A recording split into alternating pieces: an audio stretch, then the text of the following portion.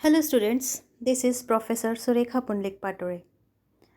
In present situation, I hope you are taking care of yourself and your family and even doing studies also through online lectures. I am going to teach the summary of the poem Indian Weavers from Unit 2.2.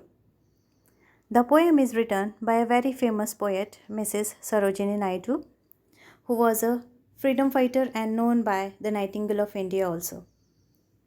About the poem, this poem is a narrative poem and there is a brief conversation between the weavers and the poetess in the form of questions and answers. Weavers are people who are making clothes by joining the threads in different way. In this poem, there are three stanzas representing the three important events of life. Let us see the first stanza. Weavers weaving at break of day, why do you weave a garment so gay? Blue as the wing of a halcyon wild, we weave the robes of a newborn child. The first stanza describes the first stage of human life, which is full of freshness, happiness, and joy, and there is no place for sorrow. Here, weavers are weaving the loose garment, that is robe, we call it chabla, for a newborn baby in a very happy mood, which is blue in color and bright, like the feather of a halcyon bird. Halcyon is the other name of a kingfisher bird. Now, the second stanza. Weavers weaving at fall of night. Why do you weave a garment so bright? Like the plumes of a peacock, purple and green, we weave the marriage veils of a queen. Now, the second stanza describes the second stage of life, that is youth, in which human beings live prosperous and a busy life, which is full of emotions and ups and downs. Here weavers are weaving the plumes of peacock, which are green and purple in color, and weavers are weaving a veil for a queen who is going to wear in her marriage. Here, green and purple color indicates the prosperity and energy in the life. That is second stage of life, that is youth. Now, in the third stanza, weavers weaving solemn and still.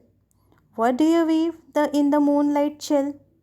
White as a feather, white as a cloud, we weave a dead man's funeral shroud. So the third stanza describes the last stage of human life when a person dies. Feeling of happiness, joy, sorrow also dies with the body of a human being. So white color symbolizes the eternal peace and calmness that comes from the death of a human body.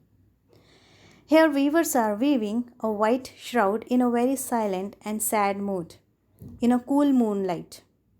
Shroud is a piece of cloth used to cover a dead body. Here, white color indicates the colorless and emotionless stage, that is death. So the poetess has given a spiritual touch to the poem through the weaver's work and tried to convey that as time changes, our life also changes accordingly. Nothing is permanent. So students, now we are going to find the figures of speech from the lines of the poem. The first is alliteration. Here, the first line, weavers are weaving at break of day. Weavers are weaving at fall of night. Weavers are weaving solemn and still. Here, it is figures of speech alliteration because sound W is repeating again and again in a line. When a sound repeats again and again, we call their figures of speech alliteration. Now see the second figures of speech, that is simile. Here we will find simile in the line blue as the wing of halcyon wild, like plumes of a peacock, purple and green, white as a feather and white as a cloud. In all these three lines, there is a direct comparison with the words as and like. So here it will be the figures of speech simile. Now the third figures of